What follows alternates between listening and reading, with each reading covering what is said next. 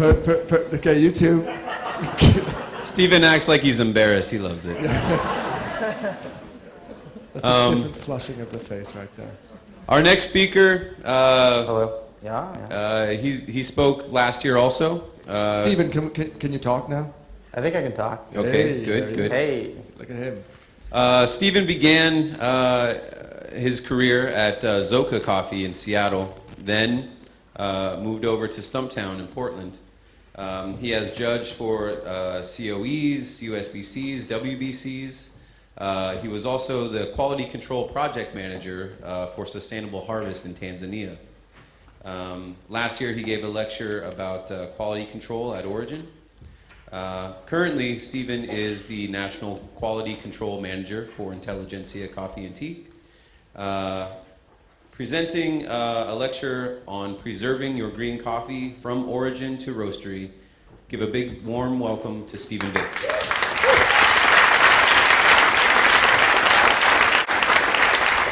So, there we go. Welcome. We're going to have two parts today. We're going to be in here for a few minutes because really, I'm not all that exciting to listen to. And then we're going to go taste a bunch of coffees, and we're going to talk after the tasting too about what we tasted. So I want to kind of get through this so we can get out to the cupping because it's set up and ready for us to go.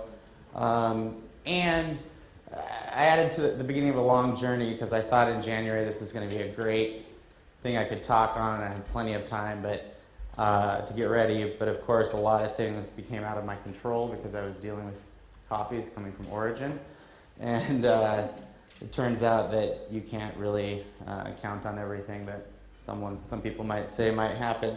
So, but it's really been exciting for me because it's forced me to really think more about this for Intelligentsia and also reach out to most of our suppliers about experimenting in the future with things. I definitely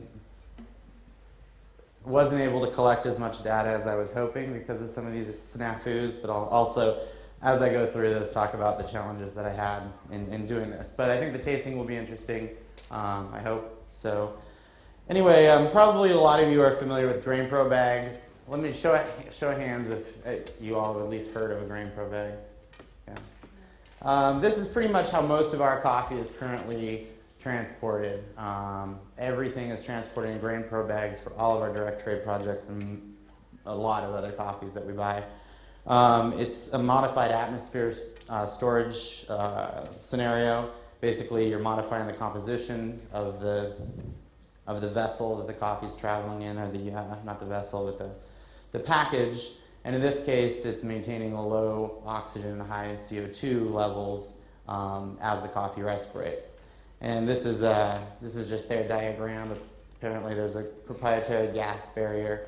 I haven't really been able to figure out what exactly is in that gas barrier, but it does seem to work, and we'll look at that a little bit. This is what a box of Grain Pros looks like in the back of a truck in Rwanda. They usually come in a box of 200, which is a kind of an inconvenient box size because most containers are in 300.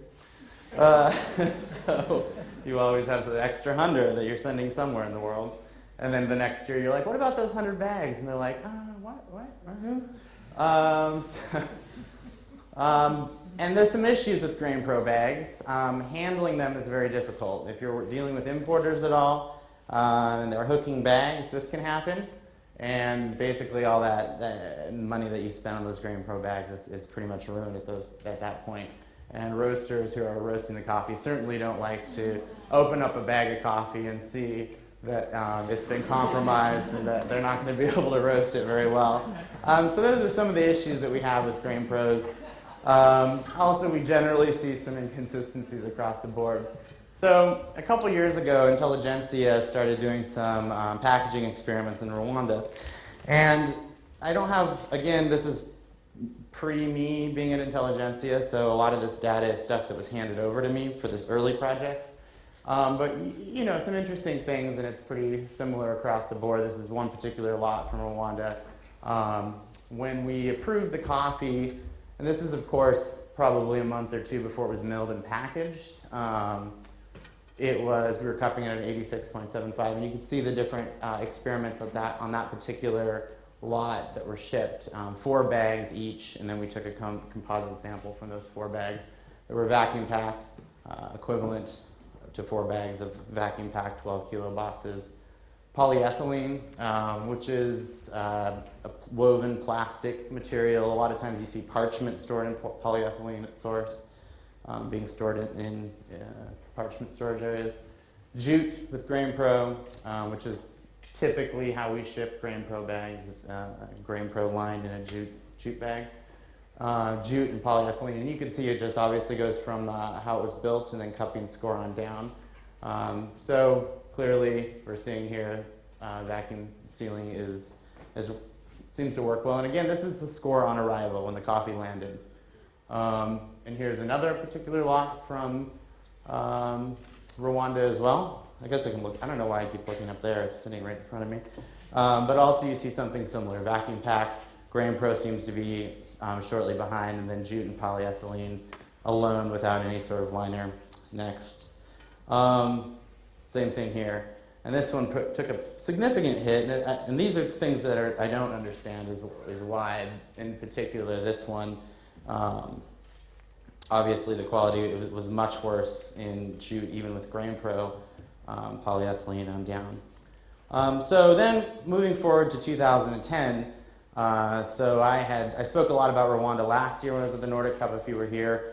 And I was on the ground for Intelligentsia working for 8 weeks, and I set up another experiment. And I was super excited. I had all these lots. This is how they got shipped in the container. Really great. I cupped them all right before I started, and it depresses me, so we're just going to look at her because she's a great quality manager at one of the booth stations. The coffee arrived in Chicago when I wasn't working for Intelligentsia, and the old QC lab assistant who no longer works with us told me in an email he thought that the experiment was pointless and that he didn't have time to cup the coffees. So I was a little upset, but I said, it'd be nice if you did it anyway. And he said that he did. He didn't. When I finally got to Intelligentsia and started, I cupped all of them because they'd been sampled out of the bags into paper bags, sat for 3 months, and everything else had been roasted, so I had nothing to taste. So 2010, out, unfortunately. And now we're fast forwarding to 2011. I have a little bit more control over things now. So this year, we're also doing the Rwanda thing with spread. I'm narrowing it down to 2 lots, because that's just a little bit easier to control, because I want to keep cupping the coffees after they arrive. And I'll get into that in a second. And with 8 different methods and a bunch of lots, it just gets complicated, so I think we'll be able to get some good data. But this year we're going to be packing the coffee in all these different methods. Is there one more? No. Jute sacks, polyethylene again, and that says, actually it should be polypropylene, polyethylene, Grain Pro line jute bags, vacuum, and Cecil. Cecil versus jute should be interesting too. And this time, these are going to be packed actually probably in 2 weeks. They're nitrogen flushing them all and DHLing them to me so I can cup them as they are before being packed. And then as soon as they're arrived, we're going to cup them again. And also, the other thing that I'm going to do is Pearl's spread. One thing I'm interested in, and it's been hard to get really solid answers, is what is the cost breakdown? What's it cost for each of these? What is the additional cost than just being in jute? And there's a cost, like really, the cost for vacuum sealing coffee isn't that much, but where the cost comes in is in labor. And that's something that's a little harder to compute. But also, because we're getting 4 bags each of these, I'm also going to store, and this is one thing I've learned about this whole thing, and I knew, is that we have pretty terrible storage conditions for our coffee in Chicago. I'll get to that in a little bit, but we have, in the winter, our temperature is usually between -10 and 0 centigrade, and in the summer it's between 30 and 40 and humid. In the winter it's very dry. So that's obviously not so good for coffee, but we have a new warehouse now where a lot of our greens being stored where it would be easier to control the climate. So in these ones I'm going to take, actually I have a kind of nice storage situation at my house because I have basement storage, so I'm probably going to take a bag of each actually to my home and keep it there, and then every 2 weeks we'll pull samples because I'm really curious as to not just how the coffee lands but how it lasts as it's being stored. So So that's sort of the next step. But then I also, with our direct trade partners in Costa Rica, Flecha Roja, we were able to get some other experimentation going, and we're going to taste some of that today. And this was interesting too. Also, I was told I was getting 6 different packages. I got sort of 3.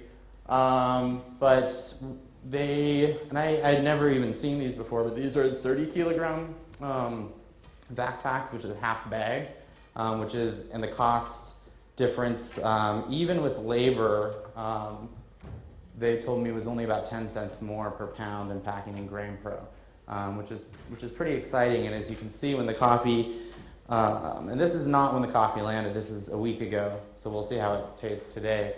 But you can see there's a pretty significant difference.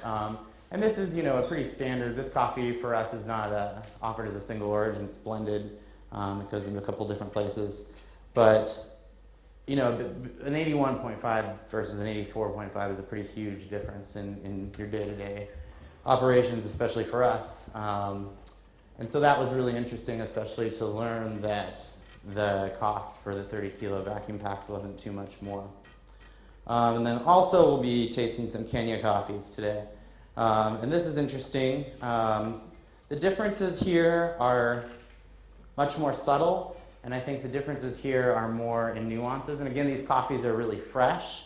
And then we're going to taste a not-so-fresh Kenya, too, that wasn't stored so well, and a not-so-fresh Kenya as well that was stored a little bit better. And so sort of next up for this whole project for me, I'm really interested in, oh, this has one of these, doesn't it? Look at that. And these Absorb poles. They're made by a company called Buffers USA. Apparently large commercial traders use these, but they fit into the corrugation of the container like this, and they absorb excess moisture. And actually down below, the moisture is converted into brine, and the brine, this part is translucent. So you can also see, they recommend starting with 6 in a container, and you can actually see how much moisture came into the container because you can see where the line is of brine. And then you can control the number of pulls. And the cost on one of these is $10. So, $60 for a container, so pretty nice. And it basically only absorbs moisture that comes into the container. And the advantage to this over, you can't really, for long journeys, you can't use like moisture absorption packs because they will over absorb and start to leak out. So we're going to be doing this with some coffees this year. And moisture, the other thing, if you saw some of the moisture data, it's very inconclusive, and I really want to kind of get to the bottom of how these different packaging methods are affecting moisture content, the longevity of the moisture content over time. I've been focusing on cupping score, but it's interesting to see that moisture oftentimes is going up, especially in backpacks. Maybe that's a good thing, maybe it's not over time, especially if the coffee's going to sit for a while, it might not be. Container liners are another thing I'd like to look into and investigate and do on a container next year. And then again, for us, storage is a huge problem, and we're not massive, but we're not tiny. We got a lot of coffee sitting in our warehouse, and it's really, really difficult to keep it in a good condition. So that's for this part pretty much it, and then we're going to jump into tasting. I want to give some props though to these two guys because they definitely, Curtis roasted all the coffee we're going to taste today. He's our Chicago roasting manager. I feel like some of the people behind the scenes never get props, but Curtis is the best roaster I've ever worked with. He roasted all of Mike Phillips' coffee for the USBC, WBC, and Esther's my assistant, and they're just awesome. So I wanted to say that. Anyway, before we taste, I'm going to explain the tasting here because it gets crazy out there, and then we'll go out there. But let's ask some questions. Yeah. Let's do that. Who has questions? Who has questions? Yes. Yes. What's your name, sir? Just a sec. Let me get to you. Really? Okay. Yeah, it's for the video. It's for the video. All right. Sorry, I have a loud voice. Hello. Hi. I'm curious about moisture migration in the container. Mm-hmm. And with these different kinds of packaging methods and sort of moisture issues, especially with moisture increasing, which is sort of an odd and I think inexplicable phenomenon. Have you seen defect arise from that? From having too much moisture? Yeah, well, especially in the coffees that you're seeing, like moisture increase. What I tend to see over time is that in those coffees, where I cracked open this Kenyan coffee from last year that had been stored not well at all, but it was from last year, and it had about 1.5 points higher moisture content than current crop Kenyas that we have in, and it tastes not good. However, it seems that when coffee has been stored in a better situation, I feel like that for the longevity of the coffee, if you're going to let it sit around for a while, that it affects it. But on arrival, it doesn't necessarily have a huge impact on flavor profile. But if that coffee sits there and keeps getting more moisture, it seems to affect it. But if something arrives, seems to be a point more than it was when we contracted it, there doesn't seem to be a huge difference in where it is on arrival. And that's why I'm interested in also storing these coffees really well and continuing to taste them every couple of weeks so we can really see how these trends go with the coffees. Kyle, you have a follow-up? There's this sort of pervasive wisdom in some producing countries, particularly Brazil, like natural processed coffees, and I mean obviously we don't really mess around with naturals, but that natural processed coffees actually get better with age. And I wanted to know, I guess, if you have any sort of experience with this, and if maybe you would hypothesize that perhaps putting them in a package that actually respirated more freely would be better for a coffee that conventional wisdom dictates gets better with age. I saw a presentation on Brazilian coffees, in particular pulp natural ones, where they did compare vacuum packed to Grain Pro over time, and I think Andrew had done it long ago at Echo, and they did show that over time, if the coffee was sitting in the same situation for a while, that actually the coffees that were in Grain Pro showed better than the ones that had been in vacuum sealed, pretty significantly better because of the more free respiration. Other questions? See one.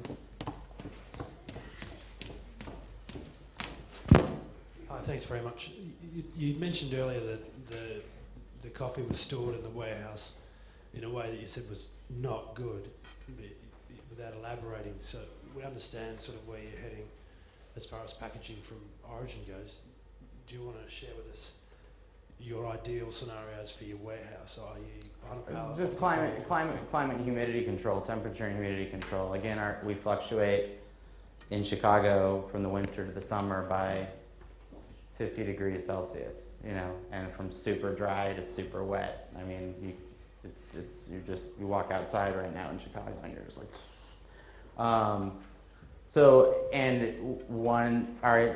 one of our warehouses is insulated, but not really, and for me, I mean, they're stored just fine as far as the physical storage of them, but the environment is certainly not ideal.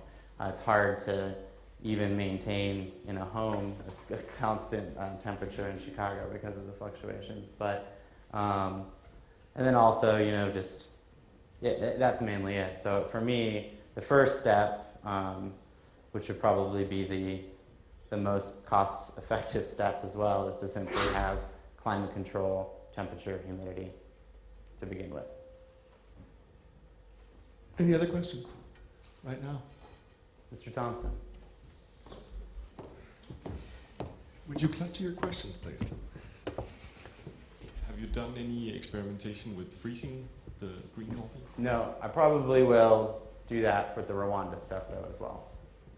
Because I'll have 4 bags of each, so I'm probably going to freeze one of those as well. But I haven't at all. I know George Howell has. Except for my roasted coffee, I keep it in the freezer, all the time. I'm just, come on. James?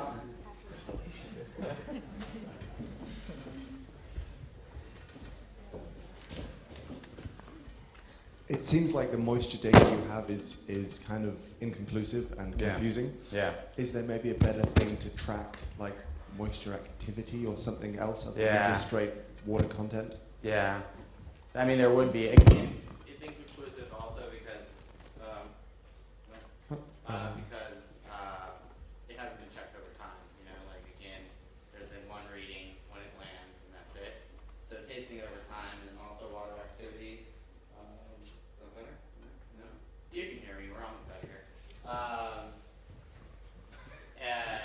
We don't have a water activity meter, so that's something we're looking at having in the next few months. So yeah, we're very actively starting to pay more attention to moisture and how it changes, especially as coffees move from the 2 Chicago warehouses they're in to the annex to LA to San Francisco. You know, it's there's a lot more data that we could be collecting more frequently, and so for at least especially this new Rwanda experiment, I'll be doing a lot more continual moisture analysis on it to see how it's going, because it is taking it now or when it lands, it doesn't seem to really be conclusive at all. And the over time part is what really needs to happen for this to, you know, have some tangible results. Are you shipping these coffees in reefers or just straight containers? And if not, have you done any research into reefer containers? I have not done any research into reefer containers. These are just normal metal 20-footers. Jordan? Hey, Stephen, here, over here. Hey, have you noticed any general conclusions about the shelf life of coffee when the moisture content on arrival compared to at origin, and how long those coffees last if the content has risen or fallen? Let's talk about that after we cup. Okay. Is that where you taste something? So, Where are we with timing? we should probably jump out there. Did you want to describe what's going to Yeah, happen so first? you get to the table. So I don't have to explain this when we get out there. It's pretty simple. There's no mixing and matching, none of this. You have 7 coffees. Each side of the table has the same cup. So as you approach the table, from the back of the space, they go from 1, where your number is, to 7. The one on each side of the tables are identical. So pick your side. And what we're really comparing is 1 and 2. So definitely focus on 1 and 2, how they look next to each other. 3 and 4, and then 5, 6, and 7. Okay, go.